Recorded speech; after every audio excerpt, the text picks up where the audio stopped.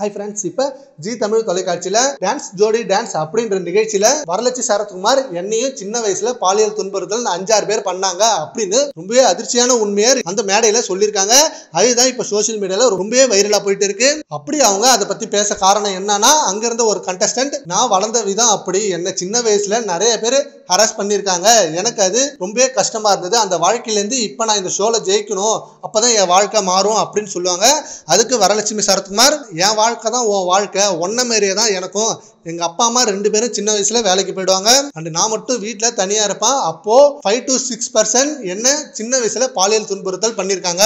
அதெல்லாம் கடந்துதான் நான் வந்திருக்கேன். அண்ட் பெற்றோர்கள் அவங்க பிள்ளைகளுக்கு குட் டச் பேட் டச்சை சொல்லி கொடுக்கணும், இது ரொம்ப அத்தியாவசியம் அப்படின்னு அந்த ஸ்டேஜ்ல செம்மையா பேசியிருக்காங்க. அண்ட் இப்ப நிறைய பேர் அவங்களோட சின்ன வயசுல பாலியல் துன்புறுத்தல் நடந்திருக்கு, அண்ட் இப்ப கூட எனக்கு நடந்துட்டு இருக்கு இப்படின்னு நிறைய பேர் சொல்றாங்க. அண்ட் இதுக்கான சொல்யூஷன் மட்டும் இன்னமும் எங்கேயும் சரியா கிடைக்கல. அண்ட் ரொம்பவே கேர்ஃபுல்லா இருக்கணும். பேரண்ட்ஸ் ஆல்சோ அவங்க பிள்ளைகளுக்கு எது நல்லது கெட்டது அப்படின்னு சொல்லி தரணும் அப்படின்னு இதை முன் வச்சிருக்காங்க வரலட்சுமி சரத்குமார். அண்ட் சினி இண்டஸ்ட்ரியில மட்டும் இல்லாம பொதுவாகவே சமூகத்துல இந்த பிரச்சனை அதிகமாகிட்டே இருக்கு. இதுக்கு ஒரு தீர்வு சீக்கிரம் கிடைச்சே ஆகணும். சரி, ஓகே ஃப்ரெண்ட்ஸ், வரலட்சுமி சரத்குமார் சொன்னதை பத்தி உங்க ஒப்பீனியனை நம்ம கமெண்ட் பாக்ஸ்ல கமெண்ட் பண்ணுங்க. Thank you friends.